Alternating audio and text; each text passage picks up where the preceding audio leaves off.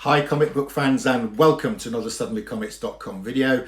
My PC is still not working, so you're going to get an unedited version because I don't have my editing facilities at the moment. So I thought what I'd do today, I read a Marvel comic. Yes, I know I read a Marvel comic yesterday that arrived yesterday.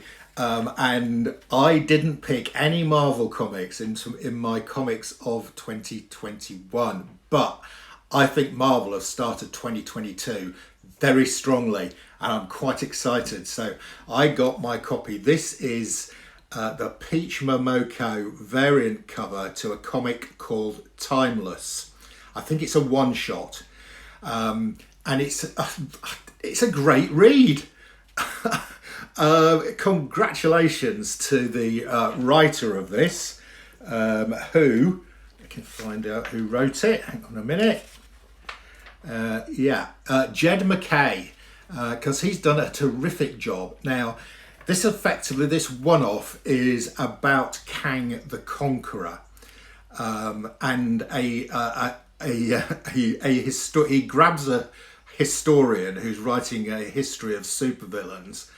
Who reckons Doctor Doom is his favourite supervillain, and Kang sort of kidnaps him to convince him that it really should be Kang who is the most famous and most powerful and most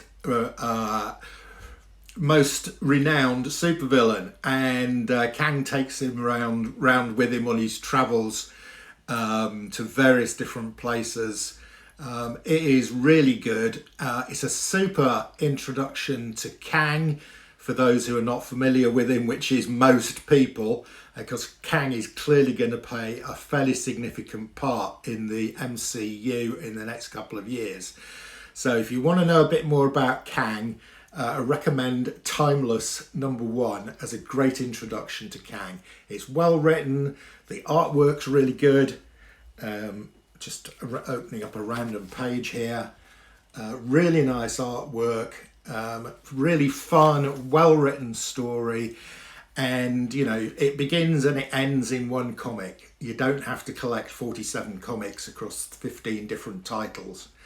Now, what is really exciting for me is the last page. So the historian that's been traveling around with Kang says,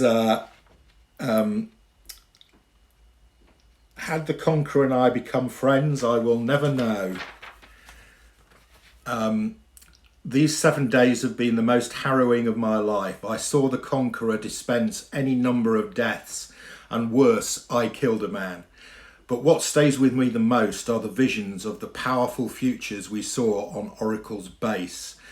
With the pirate type timeline destroyed and the main timeline stabilized, how much of what I've seen will come to pass? And why is this vision imprinted on my mind? And the vision imprinted on his mind is that it's the Marvelman, Miracleman logo.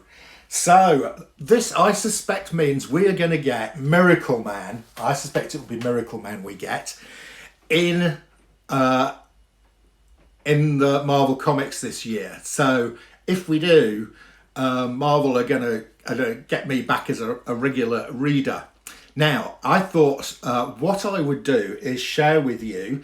So those of you who don't know, Miracleman and Marvelman are effectively the same thing. Marvelman was created in 1953 by British artist Mike Anglo for the British market, and it ran for 20 odd years, and then it was resurrected in, and this is what I'm going to show you, in Warrior magazine in 1981, was it? No, 1982? Yeah, 1981, 1982. And the writer was Alan Moore. Then what happened is when Warrior magazine stopped, which it did around issues 26, I think, the editor of Warrior magazine, Des Skin, gave the rights to publish Marvelman to Eclipse Comics in the States. And because they didn't want to get in any potential legal wrangle with Marvel, they renamed Marvelman Miracleman. And subsequently, Marvel have purchased the rights to both Marvelman and Miracleman. But I suspect if they're going to do him in the main Marvel comics, they're going to use the Miracleman name. Okay, so what I'm going to do is just share with you some of the Warrior magazines. So I haven't got Warrior number 1, which is the first Miracleman story by Alan Moore. But he doesn't appear on the cover, just a silhouette appears without him in it.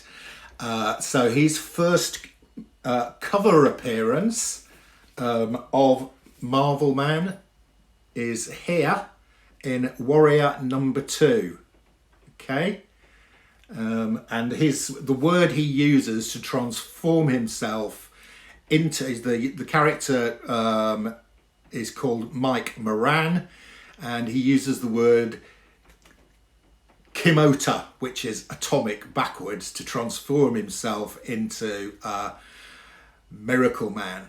Okay, and the stories run in Warrior magazine, which comes out monthly. And also in the same magazine, we have got Alan Moore's classic V for Vendetta. So I really do recommend to you the Warrior magazine from the early 1980s, because you get both Marvelman and V for Vendetta, and some other really good stuff as well. Really is quality publication. It's produced by a company called Quality Communications, which was run by Des Skin, who used to run before he did this. He ran Marvel UK for a period of time. And in fact, most of these copies of Warrior magazine I have bought directly from Des Skin, who still sells comics. He has an eBay store, and I think there's probably still 1 or 2 sets of 12 Warrior comics he's still got available, really cheap. You can get these. I picked these up, I think it was about £3, worked out about £3.50 a comic. Okay, so he hasn't got issue 1, which is why I haven't got issue 1. Right, I'm also going to show you what I believe to be the first Marvelman / Miracleman in his own comic. All of you get out there are going for the Eclipse one of Miracleman 1, which I've got the whole Eclipse series, but that is not his first solo title.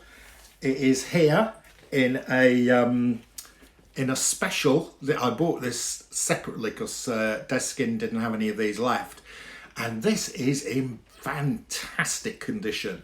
I would say this is in a 9+ condition, and it's Marvelman special number 1, and that is the first titled Marvelman in his Alan Moore Marvelman in his own edition. You need to go back to, I think it's 1953 to get the Mike Anglo version.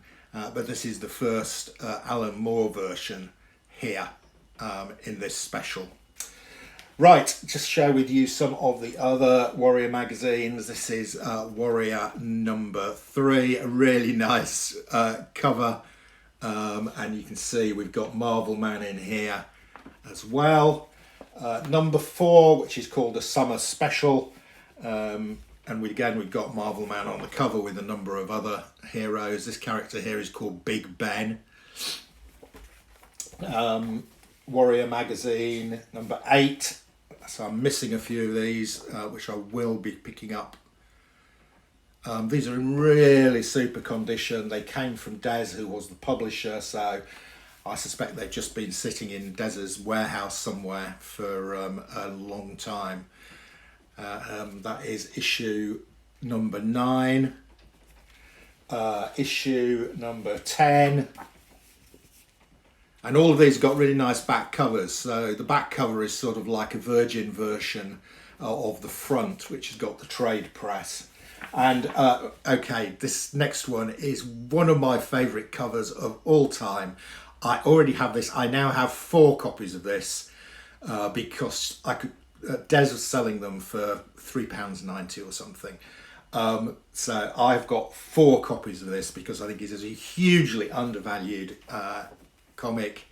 It is Warrior number 11, and look at that classic V for Vendetta cover. And inside, not only do you get V for Vendetta, you get Marvelman, Alan Moore's Marvelman. Now, I suspect majority of people have not collected these because they are magazine sized, not comic sized. But for me, these are great comics, and they're not expanded. Look, we haven't got that. Unfortunately, that does not have the Virgin cover. Then we've got number 12 and number 13, which does have a nice Virgin cover on the back. Number 14, I had to buy this separately because Des didn't have any of these left. It's not in quite as good condition, but it's pretty good. Number 15,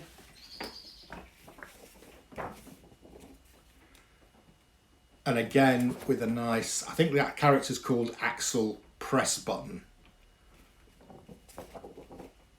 There we go. And then number 16, we have got a really nice Marvelman cover with Marvelman flying over St. Paul's Cathedral. And here we have a beautiful Virgin variant of that. Number 17, sort of sword and sorcery type cover. I think Marvelman's still running in this. Yeah, we've got a Marvelman family edition here. We also get young Marvelman in some of these. Issue 21, we've got Axel Press Button on the cover, and we've got a great back cover of Big Ben. Now I know that at some stage Des fell out with Alan Moore. Oh, he's still writing it in here. He's still got Marvelman in this edition.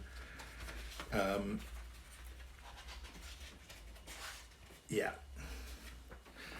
And I have number 23. I think it only went up to 26. And yeah, we've still got V for Vendetta in here, but we have not got Marvelman. Okay, so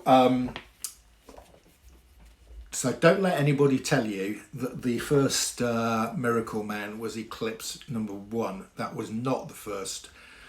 He is effectively, those are reprints of Marvelman from Warrior magazine in the UK, and I am really looking forward to getting, and I hope the author's the same as the guy who wrote this. Yeah. Now, Neil Gaiman picked up writing Miracleman for Eclipse when the Alan Moore stuff ran out, and he didn't really finish because Eclipse Comics folded. Now what would be fantastic is if they get Neil Gaiman to finish off. Okay, enough said.